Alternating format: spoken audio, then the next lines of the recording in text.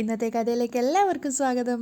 അങ്ങനെ പൂജാരി പറഞ്ഞത് പ്രകാരം നമ്മുടെ കനക ജലജയുടെ തലയ്ക്ക് ചുറ്റും തേങ്ങ ഒഴിഞ്ഞതിന് ശേഷം നടക്ക് കൊണ്ടുപോയി അടിക്കാൻ പറഞ്ഞ തേങ്ങ എടുത്തിട്ട് ജലജയുടെ തലയ്ക്ക് നോക്കി പൊട്ടിച്ചു കൊടുക്കുകയാണ്. ശരിക്കും ജലജയ്ക്ക് ബോധം പോയ അവസ്ഥയിലാണ്. സത്യം പറഞ്ഞു കഴിഞ്ഞാൽ തലക്ക് ആ ഒരു തേങ്ങയുടെ കനത്തിലുള്ള തല്ല് കൊണ്ട സമയത്ത്, അടി കൊണ്ട സമയത്ത് ശരിക്കും ആ ഒരു വേദന കൊണ്ട് അവർ പൊളയാണ്. അവർ നിലവിളിക്കുന്ന സമയത്ത് എല്ലാവരും അത്ഭുതത്തോടെ വാപത്തി നിൽക്കുകയാണ്. അബി അടക്കം എല്ലാവരും അമ്മയെന്ന് വിളിച്ചു പോകുന്നുണ്ടായിരുന്നു. ജലജയാണെങ്കിൽ ബോധം പോയൊരവസ്ഥയിലേക്ക് അബിയുടെ മേലേക്ക് മറിഞ്ഞു വീഴുകയാണ്. അപ്പം പൂജാരി ചോദിക്കുന്നുണ്ട്, നിങ്ങൾ എന്താ ചെയ്തത്? അപ്പോൾ കനക പേടിയോടെ പറയാണ്, പൂജാരിയല്ലേ പറഞ്ഞത് 3 വട്ടം തലക്ക് ഒഴിഞ്ഞതിന് ശേഷം തലക്കടിക്കാൻ വേണ്ടിയിട്ട്. അയ്യോ, ഞാൻ തലക്കടിക്കാനല്ല നടക്കടിക്കാനാണ് പറഞ്ഞത്, ഗണപതി കോവിലിന് മുന്നിലുള്ള നടക്കടിക്കാൻ. അപ്പോഴേക്കും ജലജ ആകെ വേദനയോടുകൂടി ഇങ്ങനെ പറയാണ്, അയ്യോ എൻ്റെ തല പൊട്ടിയോ നോക്കിയേ. അപ്പോഴേക്കും ദേവയാനി വന്നിട്ട് പറയുന്നുണ്ട്, ഏയ് തല പൊട്ടിയിട്ടൊന്നുമില്ല.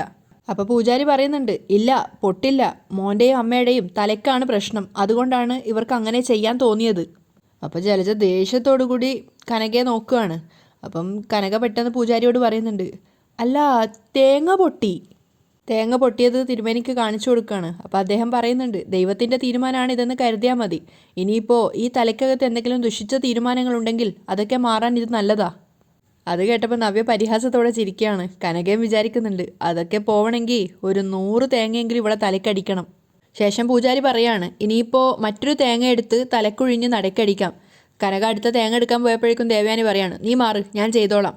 അതിനുശേഷം ദേവയാനി ആ ചടങ്ങ് ചെയ്യുകയും ആ തേങ്ങ കൊണ്ടുപോയിട്ട് ആദർശിൻ്റെ കൈ കൊടുക്കുന്ന സമയത്ത് ആദർശ് അത് നടക്കടിക്കാൻ വേണ്ടി കൊണ്ടുപോവുകയാണ്. അപ്പോൾ അഭി മനസ്സിൽ വിചാരിക്കുന്നുണ്ട്, ദൈവമേ ഇനി എനിക്കുള്ള പണി എന്തായിരിക്കും അടുത്തതെന്നൊക്കെ. അപ്പം നവ്യയുടെ അരികിലേക്ക് പോയിട്ട് നിന്നിട്ട് കനക നവ്യക്ക് നേരെ കൈ ഇങ്ങനെ കൊടുക്കുകയാണ്, എങ്ങനെയുണ്ട് എൻ്റെ ഐഡിയ. അപ്പം നവ്യ അമ്മയുടെ കൈക്ക് കൈവച്ചിക്കുന്നുണ്ട്. അത് നയന കാണുന്നുണ്ടായിരുന്നു. അടുത്തത് അഭിക്കുള്ള പണിയാണ്. അപ്പോഴേക്കും തേങ്ങ അടയ്ക്കാൻ പോയിട്ടുണ്ടായിരുന്ന ആദർശ് തിരിച്ചു വരികയാണ്.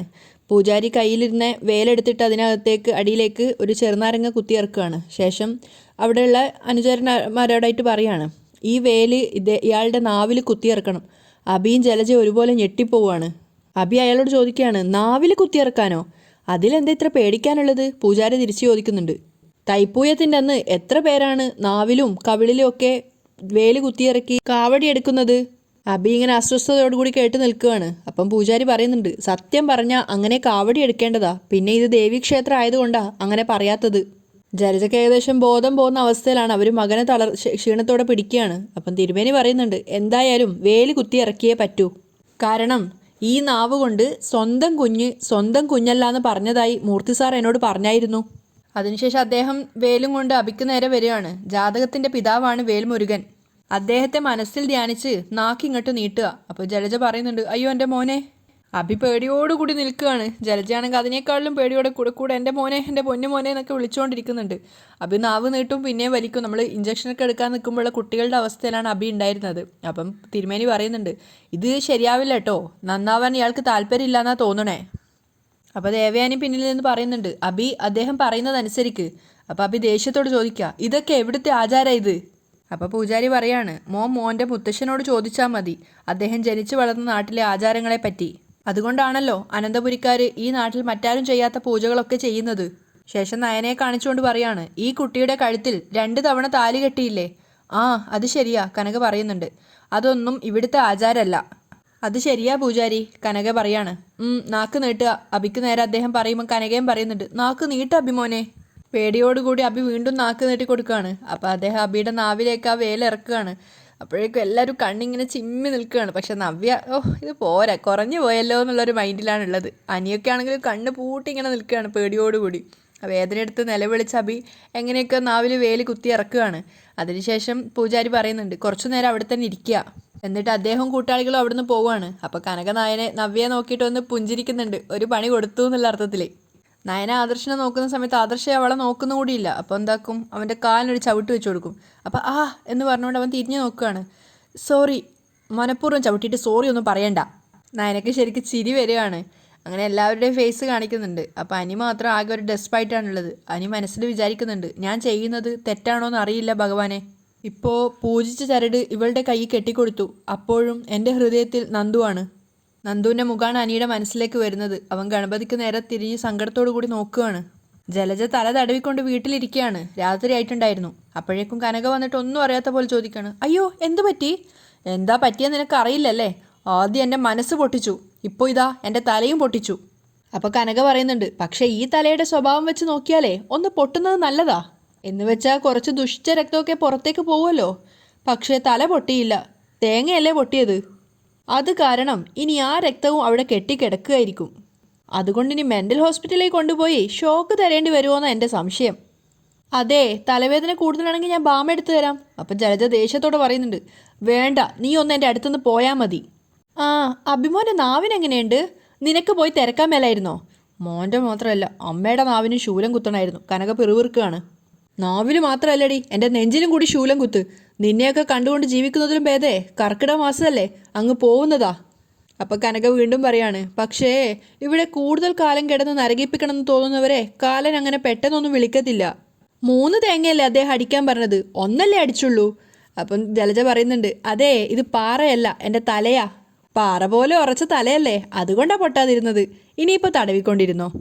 കനക പരിഹാസത്തോടു കൂടി പറഞ്ഞിട്ട് എഴുന്നേറ്റ് പോവാണ്. അതേസമയം അബിയുടെ മുറിയിലാണെങ്കിൽ നവ്യ കൗതുകത്തോടു കൂടിയാണ് അബിയുടെ കാര്യങ്ങളൊക്കെ നോക്കുന്നത്.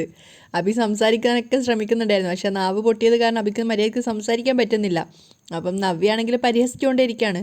നീ സംസാരിക്കുന്നതൊന്നും എനിക്ക് മനസ്സിലാവുന്നില്ല, ഇതേ തോന്നിയ ദിവസം പറയരുത് എന്നൊക്കെ അബി സംസാരിക്കുന്നുണ്ട്. പക്ഷേ നമുക്കത് മനസ്സിലാക്കിയെടുക്കാൻ കുറച്ച് ബുദ്ധിമുട്ടാണ്. നീ എന്തിനാ എന്നോട് ചൂടാവുന്നേ? മനുഷ്യന് മനസ്സിലാവുന്ന ഭാഷയെ പറ. അപ്പോഴേക്കും അബിയുടെ ഫോൺ ബെല്ലടിയാണ്. അവൻ എടുത്തിട്ട് എന്തൊക്കെയോ സംസാരിക്കുന്നുണ്ട്. അത് കേട്ട് നവ്യ ചിരിച്ചുകൊണ്ട് പറയാണ്, നിൻ്റെ ഈ ഭാഷയൊന്നും അവർക്ക് മനസ്സിലാവില്ല, ഫോണിങ് താ, ഞാൻ സംസാരിക്കാം. വേണ്ട എന്നും പറഞ്ഞുകൊണ്ട് അബി ദേഷ്യത്തോടെ ആ കോള് കട്ട് ചെയ്യുകയാണ്. അപ്പോഴേക്കും നവ്യ ഫോൺ എടുത്തിട്ട് അബിയുടെ ഈ സംസാരം ഇതൊക്കെ വീഡിയോ എടുക്കുന്നുണ്ട്. അപ്പോൾ അബി ചോദിക്കുകയാണ്, എന്തിനാ ഇത് എടുക്കുന്നത്? ഇതെപ്പോഴും നമുക്ക് കിട്ടുന്ന ഒരു മൊമെൻ്റ് അല്ലല്ലോ, അതുകൊണ്ട് ഇതൊക്കെ വീഡിയോ എടുത്ത് വെക്കാമെന്നൊക്കെ പറഞ്ഞുകൊണ്ട് ചിരിച്ചുകൊണ്ട് കളിയാക്കിക്കൊണ്ടാണ് നവ്യ വീഡിയോ ഒക്കെ എടുക്കുന്നത്. വീഡിയോ എടുത്തുകൊണ്ട് തന്നെ നവ്യ ചോദിക്കുന്നുണ്ട്, നീ എന്തിനിങ്ങനെ വേദനിക്കുന്നേ? ഇതൊക്കെ നമുക്കൊരു നല്ല ദാമ്പത്യത്തിനും നമ്മുടെ കുഞ്ഞിനും വേണ്ടി ചെയ്യുന്നതല്ലേ. അതൊക്കെ ആദർശമായിട്ട് ഹാപ്പിയായി ചെയ്തല്ലോ, പിന്നെ നീ മാത്രം എന്തിനിങ്ങനെ പരാതി പറഞ്ഞുകൊണ്ടിരിക്കുന്നേ? അപ്പം അബി സങ്കടത്തോടെ പറയുന്നുണ്ട്, എൻ്റെ അമ്മയുടെ തല പൊട്ടിയിരിക്കുന്നു. എന്ത്? ഓ, നിൻ്റെ അമ്മയുടെ തല പൊട്ടിയെന്നോ? അവരുടെ തലയും പൊട്ടണം, നാവും പൊട്ടണം, എന്നാലേ അവർ ശരിയാവൂ. എന്ന് വെച്ചാൽ നിന്നെ ഈ പരുവത്തിലാക്കിയത് അവരാ. മക്കളെ നേർവഴിക്ക് നടത്താത്ത അമ്മമാർക്കേ തലക്കാ കൊട്ടി കിട്ടേണ്ടത്. അവരുടെ ചിന്തകളാണ് മാറേണ്ടത്. അതുകൊണ്ട് ഇപ്പോഴത്തെ ആ വേദന അങ്ങ് സഹിച്ചോളാൻ പറ. തിരിച്ചു മറുപടിയൊന്നും പറയാൻ പറ്റാത്ത അബി വേദന കൊണ്ട് പൊളയാണ്. രാത്രിയായപ്പോൾ ആർക്കെങ്ങാനും വേണ്ടി പുസ്തകം എടുത്ത് മറിച്ച് നോക്കുകയാണ് നന്ദു. അപ്പോഴാണ് ഫോൺ ബെല്ലടിയുന്നത്. എടുത്തു നോക്കിയപ്പോൾ അനിയാണ്. ആ നന്ദു, ഇവിടെ ഒരു പൂജ നടന്നായിരുന്നു, അതിനുശേഷം ഭഗവാന്റെ മുന്നിൽ നെല്ല് മുളപ്പിക്കാൻ വെച്ചിരിക്കുക. അപ്പം നന്ദു പറയുന്നുണ്ട്, നയനേച്ചി വിളിച്ചപ്പോൾ എന്നോട് ആ കാര്യങ്ങളൊക്കെ പറഞ്ഞിട്ടുണ്ടായിരുന്നു. ആ നെല്ല് മുളച്ചില്ലെങ്കിൽ രക്ഷപ്പെട്ടു. അതെന്താ അങ്ങനെ പറഞ്ഞേ? എങ്കിൽ പിന്നെ ഈ കല്യാണം നടക്കാനുള്ള ചാൻസ് കുറവാ. അനി ഏകദേശം ഒരു സന്തോഷാവസ്ഥയിലാണ് ഉണ്ടായിരുന്നത്. അതുമല്ല, നെല്ല് മുളച്ചില്ലെങ്കിൽ തടസ്സങ്ങളുണ്ടാവുമെന്നാണ് പൂജാരി പറഞ്ഞിരിക്കുന്നത്. എന്ന് മാത്രമല്ല, അങ്ങനെയുള്ള ബന്ധങ്ങൾ അധികകാലം നീണ്ടു നിൽക്കില്ല എന്നും പൂജാരി പറഞ്ഞു. അപ്പം നന്ദു പറയുന്നുണ്ട്, അങ്ങനെയെങ്കിൽ നെല്ല് മുളക്കാൻ വേണ്ടി ഞാൻ പ്രാർത്ഥിക്കാം. എന്ത്? അല്ല, നെല്ല് മുളക്കാൻ വേണ്ടി ഞാൻ പ്രാർത്ഥിക്കാമെന്ന്. നീ എന്തിനാ അങ്ങനെ പ്രാർത്ഥിക്കുന്നേ? നെല്ല് മുളച്ചിട്ട് എനിക്ക് പെട്ടെന്ന് അനാമികയെ കെട്ടണമെന്നൊന്നുമില്ല. അപ്പം നന്ദു പറഞ്ഞു കൊടുക്കുന്നുണ്ട്, നിങ്ങളുടെ കുടുംബങ്ങൾ തമ്മിൽ നല്ല ചേർച്ചയാ. മാത്രമല്ല വീട്ടുകാർക്കെല്ലാം അനാമികയെ ഇഷ്ടമാ. അപ്പോൾ അതിനൊപ്പം അനി നിൽക്കുക വേണ്ടത്. അപ്പം അനി പറയുന്നുണ്ട്, എന്നാ ഞാൻ പ്രാർത്ഥിക്കുന്നത് ആ നെല്ല് മുളക്കരുതേ എന്നാ. മിക്കവാറും അത് മുളയ്ക്കാൻ സാധ്യതയില്ല. അപ്പോഴേക്കും നന്ദു ചോദിക്കുന്നുണ്ട്, ഞാൻ വെക്കട്ടെ അനി? അതെന്താ വെക്കാൻ ഇത്ര ധൃതി? അത് കുറച്ച് ജോലിയുണ്ട്, അമ്മ ഇവിടെ ഇപ്പം ഇല്ലല്ലോ, അതുകൊണ്ട് കുറച്ച് പാത്രങ്ങളൊക്കെ കഴുകാനുണ്ട്. അതും പറഞ്ഞ് നന്ദു കോള് കെട്ടിയാണ്. രണ്ടുപേരുടെയും മനസ്സ് അസ്വസ്ഥമാണ്. അങ്ങനെ പിറ്റേന്ന് നേരം വെളുത്തപ്പോൾ എല്ലാവരും കൂടി നെല്ല് മുളച്ചോ എന്നറിയാൻ വേണ്ടിയിട്ട് പൂജാമുറിയിലേക്കാണ്. പക്ഷെ അനി മനസ്സിൽ വിചാരിക്കുന്നുണ്ട്, ഇപ്പം ആ മൂടി തുറക്കുന്ന സമയത്താണ് എല്ലാവരും ഞെട്ടാൻ പോകുന്നത്. അപ്പച്ചി ആർക്കും നല്ല കാര്യങ്ങളൊന്നും ചെയ്യാറില്ലെങ്കിലും ഇത് എനിക്ക് ഗുണമായിട്ട് വന്നിരിക്കുക. അനിയുടെ മുഖത്ത് ആ സന്തോഷം നിറഞ്ഞു നിൽക്കുന്നുണ്ടായിരുന്നു. എല്ലാവരും പൂജാമുറിയിലാണ്. നയനയാണ് അത് ചെയ്യാൻ വേണ്ടി പോകുന്നത്, അതായത് നെല്ലിൻ്റെ ആ പാത്രം മൂടി തുറക്കാൻ പോകുന്നത്. അപ്പോഴേക്കും ദേവയാനി അങ്ങോട്ടേക്ക് വന്നിട്ടുണ്ട്. അപ്പോൾ ദേവയാനി പറയാണ്, ഒരുത്തൻ്റെ മുഖത്ത് സന്തോഷം കണ്ടില്ലേ? നീ നേരത്തെ ഇങ്ങോട്ടേക്ക് വന്നിട്ടുണ്ടായിരുന്നോ ആരും അറിയാതെ നെല്ല് മുളച്ചോ നോക്കാൻ വേണ്ടി? അയ്യോ, ഞാൻ നോക്കിയിട്ടൊന്നുമില്ല അനി പറയാണ്. അപ്പം മുത്തശ്ശിയും പറയുന്നുണ്ട്, നോക്കിക്കാണും, അതാ ഇത്ര സന്തോഷം. ദേ, അങ്ങനെ നോക്കുന്നൊന്നും ശരിയല്ല കേട്ടോ. അയ്യോ, സത്യമായിട്ട് ഞാൻ നോക്കിയിട്ടില്ല. അപ്പം നയന പറയുന്നുണ്ട്, നോക്കിയാലും ഇല്ലെങ്കിലും കുഴപ്പമൊന്നുമില്ല അനി, ഇപ്പോൾ എന്തായാലും നെല്ല് കിളിർത്തിട്ടുണ്ടാവും. അപ്പം അനി മനസ്സിൽ ചിരിച്ചുകൊണ്ട് വിചാരിക്കുകയാണ്, ഇല്ല ഏട്ടത്തി, ഇത്തവണ ഏട്ടത്തിയുടെ നാവ് സത്യമാവത്തില്ല. അതിനുള്ള പണി അപ്പച്ചി ചെയ്തിട്ടുണ്ട്. ജലജ മുൻവശത്തിരുന്നിട്ട് പത്രം വായിക്കുകയാണ്. അപ്പോൾ അങ്ങോട്ടേക്ക് വന്നിട്ട് അബി പറയുന്നുണ്ട്, അമ്മേ, നെല്ല് മുളച്ചു കഴിഞ്ഞാൽ കല്യാണത്തിന് തടസ്സങ്ങളൊന്നും ഉണ്ടാവില്ലെന്നാണ് പൂജാരി പറഞ്ഞത്. അതിന് നെല്ല് മുളക്കണ്ടേ? ജലജ ചോദിക്കുകയാണ്. അതെന്താ, നെല്ല് മുളക്കില്ലേ? ഇല്ല. അല്ല, അതെന്താ അമ്മയ്ക്ക് ഇത്ര ഉറപ്പ്? അത് ഞാൻ ഉറപ്പിച്ചതാടാ. എന്താ, അമ്മ എന്തെങ്കിലും ചെയ്തായിരുന്നോ? നിന്നെപ്പോലെ മണ്ടത്തരങ്ങൾ ചെയ്യുന്ന ഒരാളല്ല ഞാൻ. പൂജാരി അത് പറഞ്ഞപ്പോൾ തന്നെ ഞാനൊരു തീരുമാനം എടുത്തു. ഇപ്പം ദേ ഒരുത്തി പൂജകൾ നടത്തിക്കൊണ്ടിരിക്കുക. വീടിൻ്റെ ഐശ്വര്യം, വീടിൻ്റെ വസന്തം. നയന അവളായിരിക്കും മൂടി പൊക്കുന്നത്. അവളുടെ എരണം കെട്ട കൈകൊണ്ട് മൂടി പൊക്കി നോക്കുമ്പോൾ കാണാം കരിഞ്ഞ നെല്ല്. അപ്പം അഭി ചോദിക്കുന്നുണ്ട്, അമ്മ എന്താ ചെയ്തിരിക്കുന്നത്? അതെന്തിനാടാ നീ അറിയുന്നത്? ഒരൊറ്റ നെല്ല് പോലും കിളിർക്കില്ല. അതിനുള്ള പണി ഞാൻ ചെയ്തിട്ടുണ്ട്. അപ്പം അഭിയും പറയുന്നുണ്ട്, ഞാൻ എന്തെങ്കിലും ചെയ്യണം എന്നൊക്കെ വിചാരിച്ചതായിരുന്നു. അപ്പം എന്നെ ഓവർടേക്ക് ചെയ്തല്ലേ? ഓ, നീ എന്തെങ്കിലും ചെയ്താലേ ശത്രുക്കൾക്ക് വിജയം മാത്രമേ ഉണ്ടാവൂ. അതാ ഇതുവരെ കണ്ടുവന്നിട്ടുള്ളത്. 2 മരുമക്കളെ കൊണ്ട് പൊറുതി മുട്ടി. ഇനി വരാൻ പോകുന്നവള് കൊമ്പത്തെ പെണ്ണാ. ഇനി അവളും കൂടി ഇവിടെ വന്ന് ഭരണം തുടങ്ങിയാലേ നമ്മൾ വെറും പുറമ്പോക്കുകളായി പോവും. അതുകൊണ്ടേ നിനക്കും ആദർശനും കിട്ടാത്ത ബന്ധം അവന് കിട്ടണ്ട. അവനും ഈ നയനയും നവ്യയും പോലെ ഏതെങ്കിലും പാവപ്പെട്ട വീട്ടിലെ പെൺകുട്ടികളെ പ്രേമിക്കട്ടെ, എന്നിട്ട് കെട്ടട്ടെ. അല്ലെങ്കിൽ അവളുമാരുടെ 2 പേരുടെ അനിയത്തിയുണ്ടല്ലോ ഒരുത്തി, അവളെ കെട്ടി ഇങ്ങോട്ട് കൊണ്ടുവരട്ടെ. അപ്പം അഭി ദേഷ്യത്തോടെ പറയുന്നുണ്ട്, ഇവിടെയുള്ള രണ്ടും ആൾക്കാരെ ഒഴിവാക്കാൻ നോക്കുമ്പോൾ വേറെ ഒന്നുകൂടി അവിടെ നിന്ന് കൊണ്ടുവരാനാണോ അമ്മ ആഗ്രഹിക്കുന്നത്? അമ്മ എന്തൊക്കെ ഈ പറയുന്നത്? അപ്പം ജലജ പുഞ്ചിരിച്ചുകൊണ്ട് പറയാണ്, എടാ 3 എണ്ണം ഒരു വീട്ടിൽ നിന്ന് വന്നാൽ ഉറപ്പായി ഈ കുടുംബത്തിൽ അടി നടക്കും. കനകയുടെ ബുദ്ധിയാണെന്ന് എല്ലാവരും വിധി എഴുതും. ഇപ്പം തന്നെ എനിക്ക് സംശയമുണ്ട് രണ്ടിനെ അവൾ തമ്മിൽ സ്നേഹിപ്പിക്കുന്നുണ്ടോന്ന്. നന്ദു അല്ലെങ്കിൽ അതുപോലെ അഹങ്കാരിയായ പാവപ്പെട്ട വീട്ടിലെ ഒരു പെണ്ണ്, അതുപോലെ ആരെങ്കിലും എനിക്ക് ഭാര്യയാവാൻ പാടുള്ളൂ. അതിന് മുകളിലുള്ള ഒരു ബന്ധവും വേണ്ട. നീ വാ, അവിടെ മൂടി പൊക്കാനുള്ള സമയമായി. നന്ദു അസ്വസ്ഥതയോടുകൂടി അങ്ങോട്ടും ഇങ്ങോട്ടും നടക്കുകയാണ്. അവളുടെ മനസ്സിലുള്ള ചിന്ത ഇത് മാത്രമാണ്. ഇന്ന് രാവിലെ പൂജ നടക്കുമ്പോൾ നെല്ല് മുളച്ചു കാണുമോ? അതേസമയം നയനയും ബാക്കിയുള്ള എല്ലാവരും കൂടി പൂജാമുറിയിലാണ്. അങ്ങോട്ടേക്കാണ് ജലജ വന്നുകൊണ്ടിരുന്നത്. അത് കണ്ടപ്പോൾ അനി വിചാരിക്കുന്നുണ്ട്, ഓ, നെല്ല് കരിച്ചതിൻ്റെ സന്തോഷം അപ്പച്ചിയുടെ മുഖത്തുണ്ട്. അതിനേക്കാളും സന്തോഷം അപ്പച്ചി, എനിക്ക് ജീവിതത്തിൽ ആദ്യമായിട്ടാ തെറ്റ് ചെയ്ത അപ്പച്ചിയോട് സ്നേഹം തോന്നുന്നേ. ജലജ അവിടെ വന്ന് പരിഹാസത്തോടെ നിന്ന് ചിരിക്കുകയാണ്. അപ്പം നയന എല്ലാവരോടും പറയുന്നുണ്ട്, നെല്ല് നന്നായിട്ട് മുളയ്ക്കാൻ വേണ്ടി പ്രാർത്ഥിക്കേ. അപ്പം ദേവയാനി പറയുന്നുണ്ട്, പുറമേ കല്യാണം വേണ്ടെന്നൊക്കെ പറയുമെങ്കിലും അവൻ്റെ മുഖത്ത് തെളിച്ചം കണ്ടിട്ട് ഉടനെ കല്യാണം വേണമെന്ന് തോന്നുന്നുണ്ടല്ലോ. അപ്പം അനി പറയുന്നുണ്ട്, ഏയ് അങ്ങനെയൊന്നുമില്ല.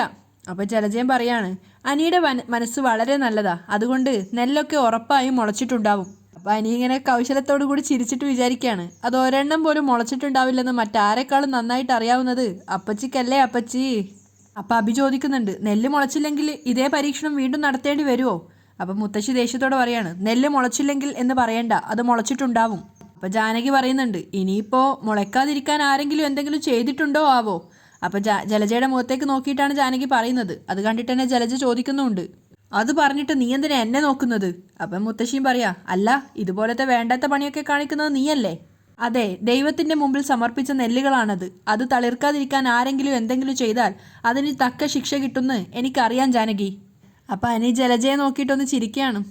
നല്ല അപ്പച്ചി തന്നെയെന്ന്. അപ്പം ജലജ പറയുന്നുണ്ട്, അതെ, ഇനി ആ നെല്ല് മുളച്ചിട്ടില്ലെങ്കിൽ അതിനൊരൊറ്റൊരർത്ഥമേ ഉള്ളൂ, ഈ ബന്ധം നടക്കാൻ പാടില്ല എന്ന് തന്നെ.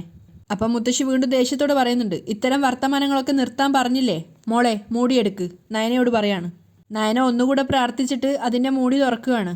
മൂടി തുറക്കാൻ വേണ്ടി പോയ സമയത്ത് ജലജ മനസ്സിൽ വിചാരിക്കുന്നുണ്ട്, എടുക്കടി എടുക്ക്, നിന്റെ പ്രാർത്ഥനയൊന്നും ഇവിടെ ഫലിക്കില്ലടി.